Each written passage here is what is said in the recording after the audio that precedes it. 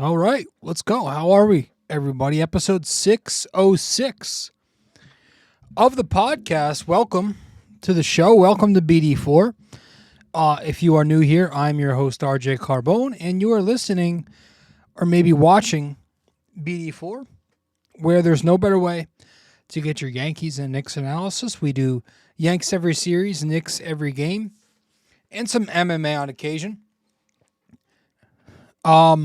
Talking a little Yankees here, episode 606 of the podcast. So thank you for listening. Thank you for stopping by, whatever platform you're on. Maybe you are listening to this on Apple Podcasts or Spotify, or maybe you're watching the video edit on YouTube, which you can subscribe to BD4 on YouTube as well. And once again, thank you to the abundance of new subscribers that I got overnight a few weeks ago. I still think about how amazing that was to wake up in the morning and just see a sudden jump. That was awesome. So I'm thankful for all you people. We are not talking New York Knicks, though, in this one. We're talking New York Yankees. As much as I want to discuss the Knicks, excuse the noise in the background. I hope you can't hear it, but I'm pretty sure you can. I'll try to maneuver. But that's the furnace. I'm going to try my best to transfer from Knicks mode to Yankees mode, because I just witnessed the Knicks pick up their 5th win in a row, and things are going great over there. Going to Yankees, things aren't, we got Juan Soto, man. I don't want this to be like a downer episode, but, there are some things to discuss regarding how this team moves forward. So we're going to talk about that here in episode 606 of the show. Let's get right into it. Episode 606 of BD4, talking Yankees, Blake Snell, Jordan Montgomery in this show. Let's get into it. Welcome to the podcast. I'm your host, RJ Carbone. You are listening to BD4, where there's no better way to get your Yankees and Knicks analysis. We also do MMA. Yanks every series, Knicks every game, MMA on occasion. Let's get to it. Anthony for 3. That one goes down, and the game is tied. I'd like to take this chance to apologize to absolutely nobody. The Yankees are champions of baseball. Shaking and baking. Right here on the neophyte. Trying to close the show. She was doing a great job of feeding. That is it. It's over.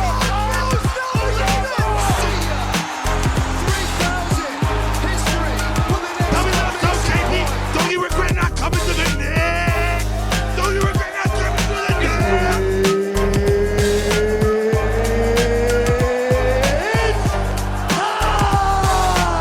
Game over. World Series over. Yankees win. The Yankees win. Yes, let's go. Episode 606 of the podcast. Welcome to the show. I am your host, RJ Carbone. Talking a little Blake Snell in this episode. Because, recently, we got the report earlier today, and by today I mean Tuesday, January 9th, that, as this episode is out, it'll be the 10th. Happy birthday to my cousin, by the way. I'll text him in a second. Few hours. Earlier today, the Yankees met. God, my ADD sucks. They met together, Hal, Boone, Cashman, to discuss strategy. They apparently met somewhere in Tampa, the complex, wherever. And, this could mean a few things. Could mean they're prepping for a big move, right? Maybe Cashman's getting approval for a big package deal. Maybe they're, planning to pay big money, and they need to discuss that for somebody. And, there are options out on the market. And we discussed all off-season, the few episodes we did heading up to the Yamamoto sweepstakes conclusion. We talked about how the Yankees absolutely needed to get Yoshi Yamamoto, and that if they did not get him I don't know how confident I'd be no matter what they did for plan B. So, yeah, I think I'm just going to be blunt there. Like, there's not, like, the best the Yankees can come away with is getting a rotation that I feel good about, but I don't think at this point they can make me feel like they're heading into 2024 as a World Series favorite. But they can still make me feel confident that they can be a contender. If there's one thing they can't do is they cannot do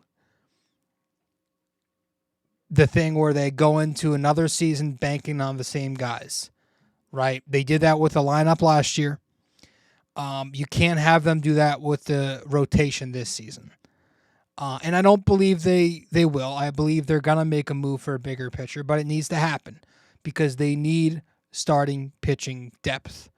You can't expect Rodon to rebound and pitch like he did with San Francisco. You can't expect Nestor Cortez to round back into form. There are questions there coming off the injury. Is he going to be effective, past the fifth inning, third time through the order? Is Carlos Rodon made for New York? Is the shoulder an issue? Is the back an issue? The chronic back pain? Those are all questions. Is Clark Schmidt going to be average again? Can he take the next step? Garrett Cole, God forbid, knock on wood, if you are near wood, I'm pretty confident will be Garrett Cole. But everybody else, it's a bit of a question mark. So you need starting pitching depth, right? The main thing is, like, all these World Series teams have frontline duos that have carried them in the postseason. You just saw Evaldi and Montgomery do excellent things for Texas last postseason, right? They each combined for a sub-3 ERA across 12 combined starts last playoffs. You go back to 2022, Justin Verlander has the big Game 5. You had guys like Javier and Vasquez who were elite in the rotation for them. Who was it? In 2021, the Braves, right? You got big performances from guys like Max Fried. He had a big Game 6. Charlie Morton had a bunch of good starts in there. When Washington won the World Series in 2019, they averaged the most innings pitched in the postseason of the 7 teams who played in at least 5 games. So you need depth. It's no question starting pitching is still important. You need 2 guys in the front line to get the job done. The Yankees have 1, right? They have 1 that they can count on. They're looking for that second. But the rotation right now is Cole, Rodon, Nestor, Schmidt, and then it's vacant in the 5th spot. We have to make it so that we have enough starting pitching depth where Clark Schmidt isn't starting postseason games. I think that's the way you got to look at it. And I'm not disrespecting Clark Schmidt, but he's an average number 5 pitcher who maybe has some upside to get even better. But I'm not banking on him as my second best starting pitcher again like he was last season. Schmidt's stuff, I believe, plays up in the bullpen. So while last night's episode 605, we talked about Marcus Stroman, Jesus Luzardo a little bit. This episode, we're going to talk more about Blake Snell, maybe talk a little Jordan Montgomery as well. And we touched on these guys a few Yankees episodes ago. But Blake Snell, obviously a familiar face, 6'4", 225, big left-hander, 31-year-old pitcher. He's a 2-time ERA title winner, a 2-time Cy Young winner, an All-Star. He's had a World Series appearance in the fake season. And this is a guy with a career 3.20 ERA across 191 starts. That's in 8 years. So very good numbers there. The Yankees fans know who Blake Snell is from his Tampa Bay Rays days. obviously he spent time with the San Diego Padres the last 2 seasons. And last year with the Padres in his Cy Young campaign, he had a 2.25 ERA across 32 starts, pitched 180 innings, and struck out 234 batters from the left side. So, impressive. His last 6 starts of the year last season, just 2 runs total throughout all of them, only allowed 2 runs the entire span. So, ended on a great note. There was no playoffs for the Padres, so Snell didn't get to pitch in the postseason, but he does have a good postseason resume. In his playoff career, Blake Snell has a 3.33 ERA across 12 games, 10 starts, 48 and 2/3 innings, and he struck out 61 batters. If you go back to 2020, he had a great Game 2 and Game 6 of the World Series against the Dodgers. Game 6 was that game where Cash pulled him very early because of the third time through the order shit. That became a whole thing. Huge topic at the time. I remember that for about a week. You had the nerds and the old timers arguing analytics versus tradition on the internet. Kevin Cash took a lot of heat for that move. But Blake Snell's legit. If you like the nerd stuff, you go on his Savant. It is all red. Everything there is very red except for one, and that's the walk rate, right? That's the big thing on Blake Snell that people keep talking about as the one very big negative on his to his game is that he has problems with command. Over the course of his career, he has a 4.1 walks per 9 rate. Last season, he walked the most batters in Major League Baseball with 99, and he averaged 5 walks per 9 innings. Very, very bad number. He also averaged the most pitches per plate appearance in baseball last season as well. So, does that affect how deep he's going to be able to go into games? Well, he averaged 5 1/3 innings. Not 5 1/3, 5.1 innings last year, which was right at the MLB average for a starting pitcher.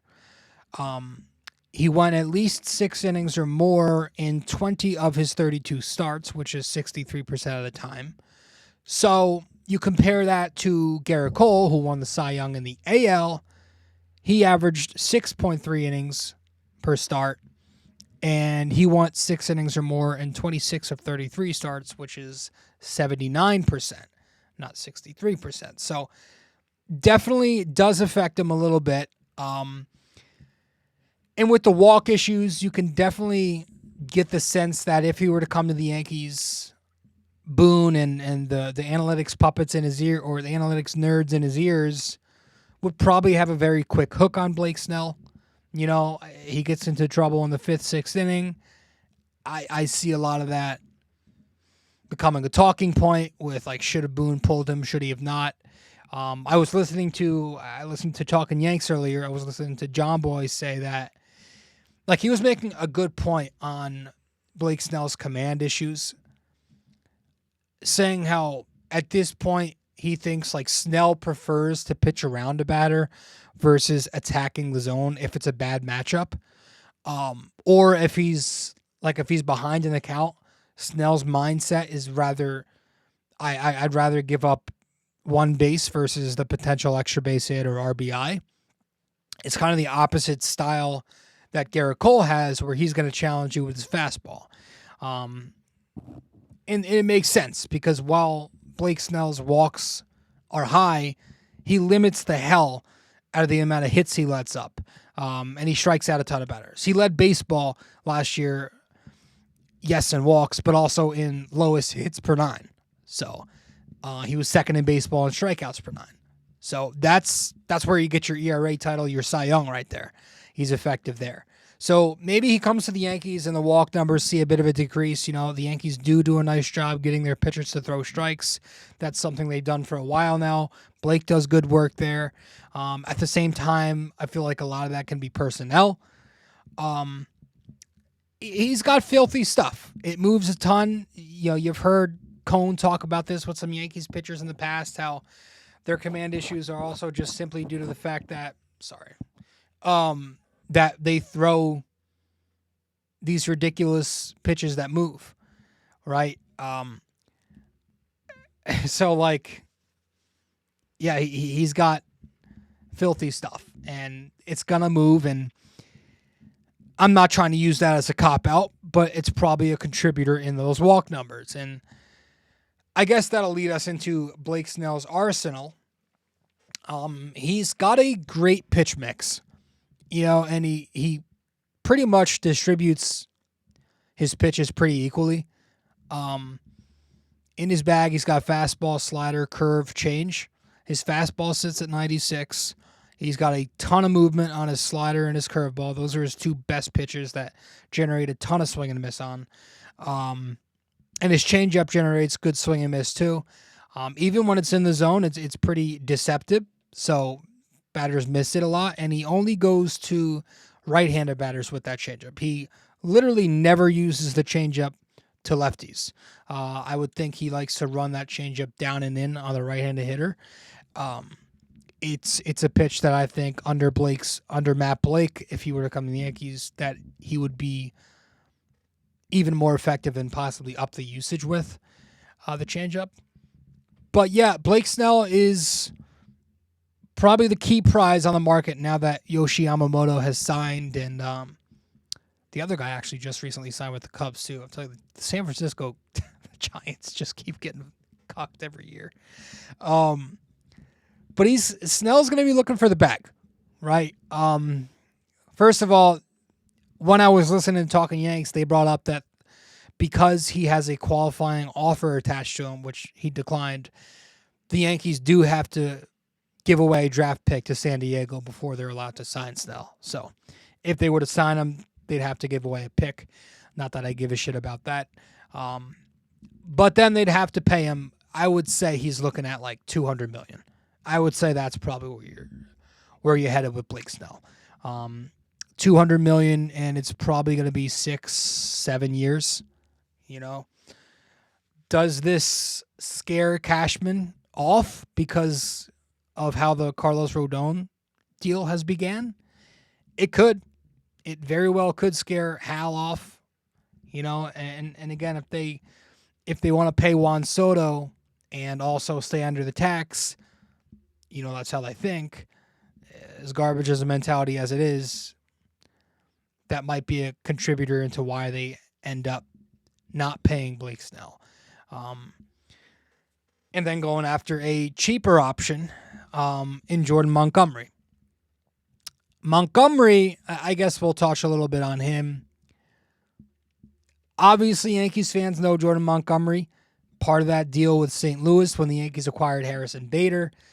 Looking back, at the time, I was absolutely okay with giving away Montgomery.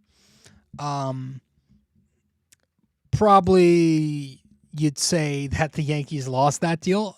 Bader did have some good postseason moments with the Yankees, but all in all, Montgomery definitely... the guy won a fucking championship, right? So let's just cut this shit. And he was a big part of that.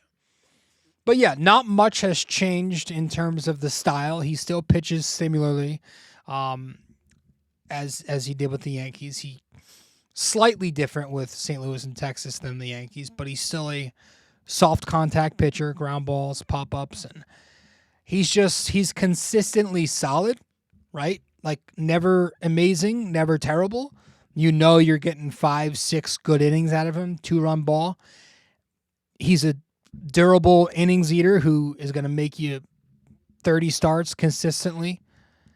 And he's still got that deep pitch mix with a variety of fastballs that he likes to go to, right? He's sinker, four-seam cutter, also throws a change and a curve. Now the difference last season, he was much more reliant on the sinker, and then he mixed up his secondaries from there. Whereas if you remember when he pitched with the Yankees, Monty, he always seemed like he was searching for a different put-away every game. He didn't really have a go-to. So that's something that's different. He's become more of a two-seam sinker baller. He did go deeper into the games with St. Louis and Texas, which is maybe why you saw the ERA improve, because there was more trust there, right? With the Yankees, he only averaged 5.1 innings in a game, and off the Yankees, he averaged 5.9, right? If you remember, the Yankees, Boone, they always had him on this like 90 to 95 pitch count, never let him go higher. It was always the whole third time through rule when it came to Jordan Montgomery. That wasn't the case under Bruce Bochy. He's more of an old school manager, plus the Texas Ranger bullpen was terrible. So he let him go. He'd have more trust in him. And Monty, with the Rangers, averaged 6.2 innings a night over there. So big difference. Are the Yankees getting that guy? Who knows? Are they getting him? They're probably not even going to get him, because there's apparently still a ton of discourse between the two sides, right? Montgomery is considering returning to Texas. Apparently he's still very bitter about Cashman not trusting him to make playoff starts. He's still got some heat on that. And hey, he showed the Yankees he can pitch in the postseason. He has developed a very solid playoff resume off of the Yankees. Last year, he threw a few starts in the postseason for the Texas Rangers, 7 shutout against the Rays. Then he had, I want to say, 3 very solid appearances against the Astros and the LCS. And then he pitched in Game 2 of the World Series, where I think he took the loss, but he pitched fine. So when it comes to Montgomery, I don't want to pay him. I wouldn't pay Montgomery as my guy. I've always seen him as a small-time country kid. Small town country kid. Maybe that's the reason why he's pitched better away from the city and better in the Midwest. I don't know. I don't know that he's going to be what he was with Texas here. I'm always going to consider him a number 3, number 4. And he's expected to make Carlos Rodon money, which is 160 to 180 million-ish on like a 6-year deal. I don't know if I want to give him that money. Again, I'm not giving a number 3, number 4 pitcher that he could easily regress back to what he's been. I just feel like they could do better. I feel like they can do better. I would take a Montgomery overpay if that meant they grabbed Cease or Luzardo in a trade as one of their other moves, right? But I can't take Montgomery as the best pitcher the Yankees acquire in the offseason. I don't think that would make me comfortable. Sure, you could make the case that right now Montgomery is better than Cease or Luzardo. But the upside is the exception. I feel like Cease and Luzardo have upside to be number 1, number 2 pitchers. I think there's more untapped potential in them than there is in Montgomery. But Dylan Cease, I'm not sure if that's a realistic expectation anymore. You're hearing more and more about how Baltimore is very much in on him and they can provide the better package for the White Sox.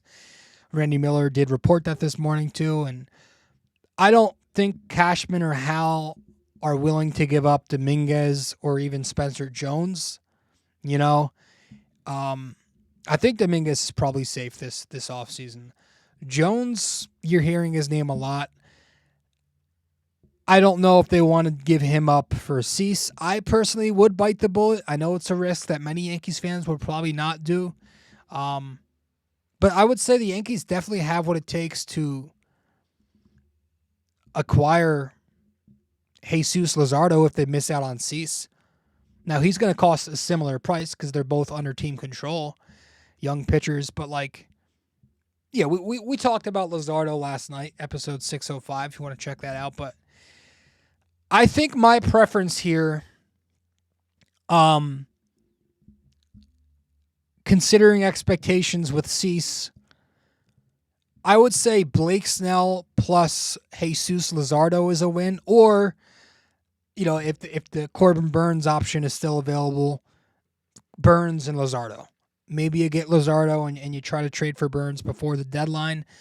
I would prefer we go into the season with 2 starters. But yeah, I mean, Snell and Luzardo, imagine that. 2 Cy Young Award winners in one fucking rotation. Cole and Snell up top, 1 and 2, or Cole and Burns, 1 and 2. Like, you never know, man. And maybe Rodon returns to form. That's a rotation right there that, sure, there's still some question marks, like I said at the top of the show, but, while it may not raise the floor, it definitely raises the ceiling of the rotation significantly, right? You pair that rotation, Snell, Luzardo, Cole, Rodon, Nestor, Schmidt, with this lineup, and I think this lineup's going to be top 7 again. Number 1 if healthy, number 7 being the floor. They have some injuries. I trust the lineup. I think it's... I know it might be an unpopular opinion, but I'm not concerned about the lineup anymore. I think the lineup's going to hit. So you put that rotation with this lineup, and maybe you add a little bit to the bullpen, a couple small moves to solidify some things. I think you got yourself a contender again. I think you got yourself a contender for the American League East Division title. But I also think, most importantly, while maybe not the favorites to win, you have a definite contender to make a World Series run. But until then, I still see this Yankees team as a third-place team right now, today, as we speak. But maybe they make these bigger moves very soon. Hopefully they do. And hopefully one of them is somebody with tremendous upside, or somebody like Snell who has an established, successful resume. I'm not the highest on Shane Bieber. You keep hearing that name. I have this bad feeling the Yankees are going to be in on him and ultimately grab him. I don't know how I'd feel about that. Maybe I can talk myself into that, but there are a lot of guys I would prefer getting first. He probably cost a little bit. He wouldn't cost a ton of trade chips. But that's it. I think we're going to wrap it up here. Quick one tonight. We'll head to our break, get back from break, wrap it up with our trivia, and that will be that. Stay with us here on episode 606 of BD4. Be right back here on the pod. We appreciate you sticking around and listening so far. When you have a chance, be sure to open YouTube to subscribe, like, and comment. And if you're already watching on YouTube, be sure to head over to Apple Podcasts and give us a 5-star review. We appreciate your feedback and are always looking to improve. Now, with that all said, let's get you back to the show.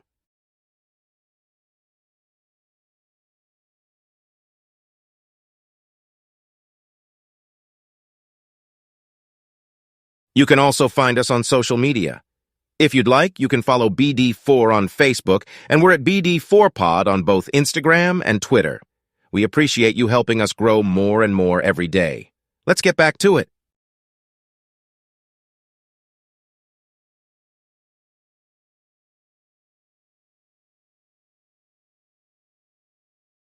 If you have time in the day, or maybe just prefer old-fashioned reading over listening, then you can always follow along and subscribe to BD4 Blog by going to BD4blog.com.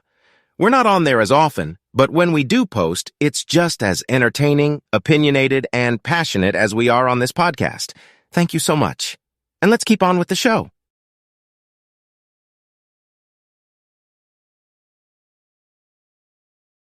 Studio 69 Productions is a podcast production agency created by Leo Rodriguez to allow content creators to market their podcast. It's an online platform that will market your podcast or any other project that you're working on. Get in touch with Leo Rodriguez from Studio 69 Productions. You can find Studio 69 Productions on Instagram at Studio69NJ.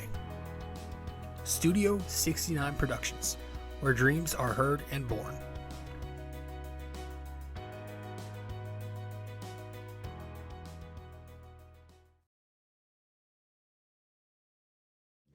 Welcome back to the show, episode 606 of the podcast. I'm your host, RJ Carbone. You are listening to BD4. Appreciate you stopping by. If you are new here to the show, be sure to subscribe, like, comment, download these episodes, share this podcast on social media with your friends, give us a 5-star rating and review, subscribe to the YouTube channel, all of that stuff. I very much appreciate it. With that said, let's wrap this up with our trivia right now.